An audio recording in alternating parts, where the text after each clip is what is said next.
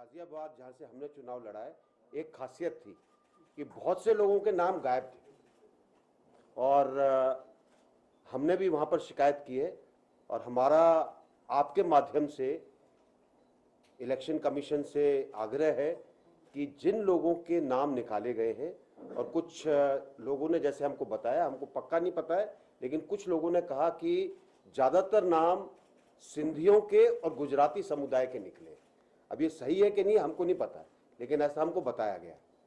तो अगर ऐसे नाम निकाले गए हैं तो उसके लिए हम इलेक्शन कमीशन से आग्रह करते हैं कि कोई ऐसा तरीका निकाले, कोई सप्लीमेंट्री इलेक्शन करें, क्योंकि 2 लाख आदमी बहुत होते हैं और 2 लाख आदमियों के नाम गायब होना कोई गलती को नहीं जाहिर करता, लेकिन हो सकता है कि किसी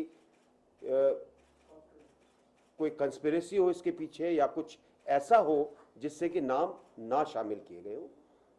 गाजियाबाद के अंदर भी हमारे बहुत से लोगों के नाम, खासकर जो कॉलोनीज के इलाके हैं सहीबाबाद में, इंदिरापुरम, वैशाली, वसुंधरा, वहाँ से बहुत लोगों के नाम नहीं थे। तकरीबन 20-25 हज़ार लोगों के नाम नहीं थे। तो आपके पास इलेक्शन आइडेंटिटी कार्ड है लेकिन नाम नहीं है। हमको कल जेठमलानी जी मिले जो हवाई जहाज से अपना वोट देने के लिए आए, उनके रसोइये का नाम था, उनका नाम नहीं था।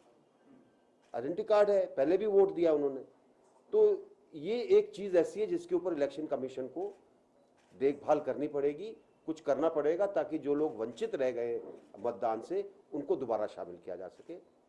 और भारतीय जनता पार्टी के मेंबर होने के नाते मैं यही कह सकता हूं कि भारतीय जनता पार्टी की सरकार बनने जा रही है और मुझे पूरा विश्वास है कि बहुमत से बनेगी। धन्यवाद। अब आप सवाल पूछ सकते हैं। ये है कि जिस तरीके से रामदेव इन दिनों विवादों में आ गए हैं, जिस तरीके से रामदेव का पूरा बयान रहा वो कहीं ना कहीं विवादास्पद रहा, चुनाव आयोग ने भी इसके संज्ञान दिए।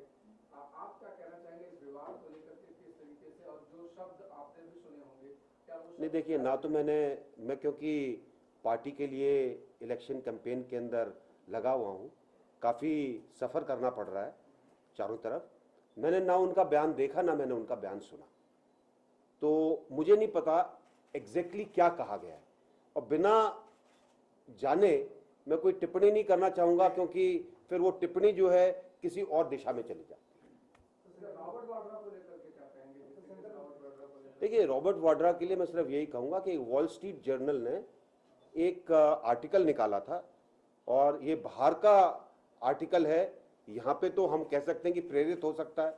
वॉल स्ट्रीट जर्नल अपने आप के अंदर एक बड़ी मानी हुई पत्रिका है, तो उन्होंने जो आर्टिकल निकाला था उसमें से उससे जो लगता है कि खासकर रियल स्टेट के ऊपर जो उन्होंने आर्टिकल निकाला था वो वड्रा साहब की संलिप्तता दिखाता है ऐसे सौदों के अंदर जिसमें पैसा बनाया गया। अब किसी और को भी पूछ लेने दीजिए। मोदी जो है वो रॉबर्ट वाड्रा को लेकर के बहुत पर्सनली टारगेट करने से बच रहे हैं, कई इंटरव्यूज में उन्होंने पर्सनली टारगेट को बचा, लेकिन दूसरी तरफ बीजेपी है जो पूरी तरीके से अटैक करने के मूड पे है। देखिए, ऐसा है कि कोई भी चीज तब शुरू होती है जब आपके प्रतिद्वंदी आपके ऊपर हमला करते हैं। अगर आपने देखा होगा तो भारतीय जनता पार्टी तब तक नहीं बोली है जब तक उनके लोगों के ऊपर पर्सनल अटैक ना किए गए।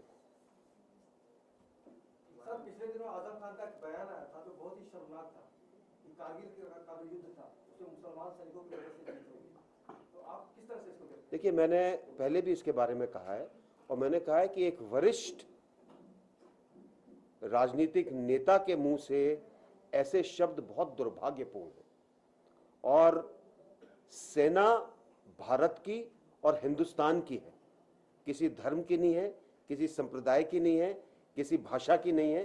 वो भारत की सेना है, भारत के लिए लड़ती है, भारत की सीमाओं की रक्षा करती है। तो उसके ऊपर कोई ऐसा बयान जो कि धर्म के प्रति हो या किसी समुदाय के प्रति हो, वो गलत है। वो माफी मांगने के लिए तैयार नहीं है, माफी मांगने के लिए। अब्दुल्ला जी ने कहा है कि जो लोग मोदी को वोट दे रहे हैं जो समुद्र में डूब जाना चाहिए। अब देखिए, वो भी वरिष्ठ नेता हैं, हमारे कई वरिष्ठ नेता कई बार कई चीजें बोल देते हैं, अब उनसे पूछनी चाहिए कि भाई आप क्यों बोल रहे हो। हम उस पर टिप्पणी करेंगे तो उसको वो बोल देंगे कि हमने तो बोला नहीं था, आपने ऐसी टिप्पणी क्यों की है। सर फारूक अब्दुल्ला की बात हो रही है, उन्होंने एक बयान और दिया है सर, उन्होंने कहा है कि अगर कम्युनिस्ट सरकार बनती है तो कश्मीर भारत का अंग नहीं रहेगा, ऐसे बोला है। क्या बोला है? कश्मीर भारत का पार्ट नहीं होगा अगर कम्युनिस्ट सरकार बनती है तो, सांप्रदायिक सरकार बनती है तो। देखिए सांप्रदायिकता क्या है, हम लोग सांप्रदायिक नहीं है। सांप्रदायिकता को सियासी तौर पर कभी नहीं इस्तेमाल करना चाहिए। सबसे बड़ी हमारे देश के अंदर एक दुर्भाग्यपूर्ण बात यह रही है कि सांप्रदायिकता को सियासी बना लिया गया है। अगर आपने नरेंद्र मोदी जी के शब्द सुने हो जो उन्होंने 15 सितंबर को रेवाड़ी रैली के अंदर, जिसमें हम भी मौजूद थे, उसमें कहे, आपको याद होगा उन्होंने कहा था कि मैं धर्मनिरपेक्षता सेना से सीखता हूं। सेना के अंदर सब धर्मों को बराबर दर्जा मिलता है, ना कोई कम है ना कोई ज्यादा है, हम सबकी उसी प्रकार से देखभाल करते हैं जैसे वो हमारा खुद का धर्म हो। वो धर्मनिरपेक्षता है। धर्मनिरपेक्षता का और कोई मतलब नहीं है। तो सर्व धर्म संभाव अगर आपके अंदर है तो वो धर्मनिरपेक्षता है। और अगर नरेंद्र मोदी जी ने इतनी बड़ी 5 लाख से ज्यादा की रैली में जब ये शब्द बोले हैं, तो कोई अगर और चीज बोलता है तो उसको सोचना चाहिए क्या बोल रहा है। Why do you regard Aam Aadmi Party as anti-national? Have you seen their site? They have shown POK as part of Pakistan. They talk of plebiscite in Kashmir. They hobnob with Naxalites. Now tell me if they shouldn't be called anti-national. But a long time ago you were part, I was never part of Aam Aadmi Party. you were campaigning with. I was never campaigning for Aam Aadmi Party. I was with Anna ji, and I stayed with Anna ji from the time that he broke his fast, in which I was chosen by him to offer him water to break the fast, right? And after that, he was left all by himself by people who formed Aam Aadmi Party. I subsequently got Anna ji back into the system by making Jantantra Morcha, in which he was made the patron. And with him, we went around number of states and we brought him back to the same level at which he was in 2011. We had nothing to do with Aam Aadmi Party. And let me tell you, Aam Aadmi Party, their DNA is that of Anna, if I can use the term DNA. The DNA is that of Anna. Same cap on which मैं अन्ना हूं लिखा होता था, that cap was converted into मैं आम आदमी हूं. So people who don't know anything, they look at that and think that it is Anna's outfit, and probably that is why they have got the type of support that they got. देखिए सबसे बड़ा change तो लाने की जरूरत यह है कि जो एक बार आप प्रिंसिपल बनाते हैं वो प्रिंसिपल फॉलो होना चाहिए. इसी तरीके से हमसे किसी ने पूछा था कि आर्मी के चीफ अपॉइंट होने वाले, उसके ऊपर बड़ी लंबी चौड़ी अभी कंट्रोवर्सी लोगों ने शुरू कर दी, क्योंकि काफी लोगों को ब्रीफ किया जाता है कि आप ये चीज बोलिए. ठीक है, लोगों ने शुरू कर दिया कि शायद हम अपने किसी रिश्तेदार की बात कर रहे हैं. देखिए एक प्रिंसिपल आर्मी के अंदर फॉलो हुआ है 2 महीने का. आर्मी, नेवी, एयरफोर्स तीनों के लिए रहता है कि 2 महीने पहले सिर्फ अनाउंस करते हैं. प्रक्रिया जो है वो लोगों को गुमराह करने की कोशिश की जा रही है. प्रक्रिया 3-4 महीने की चलती है, वो तो हो चुकी है, लेकिन अनाउंसमेंट हमेशा 2 महीने पहले होती है. सिर्फ एक केस के अंदर अनाउंसमेंट इससे पहले हुई है, मेरे केस में, जब मेरे सक्सेसर को नियुक्त किया गया, क्योंकि शायद बाबुओं के सर्कल में और राजनीतिक सर्कल में कुछ उन लोगों को डर था कि मैं रिजाइन करके ना चला जाऊं, और अगर मैं रिजाइन करके चला गया तो जिसको बनाना चाहते हैं शायद वो ना बन पाए और ज्यादा विवाद आ जाए. तो उन्होंने 3 महीने पहले डिक्लेयर कर दिया. अब तो वो हालात नहीं है. क्या अब भी किसी को डर लगता है कि कोई रिजाइन करके चला जाएगा या कोई विवाद है? तो ये एक, और उसमें फालतू की कहानियां फिर उसमें ऐड की जाती हैं.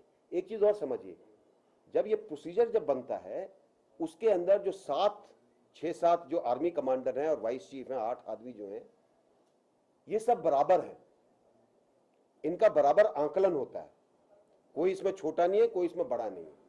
और उसके बाद लिस्ट के हिसाब से ये लिस्ट आगे बढ़ती है कि इसमें सब बराबर है, सिर्फ एक शख्स ऐसा है जिसके नाम के ऊपर एक डिसिप्लिन और विजिलेंस बैंड लगा था,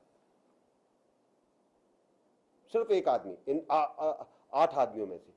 तो आप क्या बात कर रहे हैं? एक ऑफिसर जिसको कि साइडलाइन कर दिया गया, 1 जून 2012 को आर्मी कमांडर की वैकेंसी थी। भारत सरकार का नियम है, जिस दिन वैकेंसी होती है उस दिन अपॉइंटमेंट हो जाता है, जो भी सीनियर मोस्ट है। लेफ्टिनेंट जनरल रवि दास्ताने उस दिन सीनियर मोस्ट थे, अपॉइंटमेंट नहीं किया गया। वो अपना केस लड़ रहे हैं कोर्ट के अंदर। पिछले दिसंबर के अंदर कोर्ट के अंदर उनकी सुनवाई होनी थी, उसको पोस्टपोन करते करते अभी कोर्ट ने कहा कि अभी हम सुनने को उसको तैयार नहीं है। आप क्यों डिले कर रहे हैं भाई? क्या हमारा उच्चतम न्यायालय इतना उदासीन है कि एक ऐसे महत्वपूर्ण केस को सुनना नहीं चाहता, या उनको किसी ने बोला है कि आप मत सुनिए? आपको लगता है कि उच्चतम न्यायालय के पीछे नहीं, मुझे मैं सिर्फ फैक्ट रख रहा हूं, मुझे क्या लगता है मैं नहीं बोल रहा। मैं सिर्फ, क्योंकि मैं बोलूंगा कि मुझे क्या लगता है तो एक को, जैसे पहले उन्होंने सुमोटो एक कंटेम्प्ट केस कर दिया था, वो कर देंगे। मैं सिर्फ ये कह रहा हूं। कुल मिला के सर कह सकते हैं कि ये बुरे दिन चल रहे हैं, अच्छे दिन आएंगे? अच्छे दिन तो आएंगे, बहुत अच्छे दिन आएंगे। और मैं तो सोचता हूं कि रवि दास्ताने जो महाराष्ट्र के रहने वाले हैं, उनके लिए आपको आवाज उठानी चाहिए।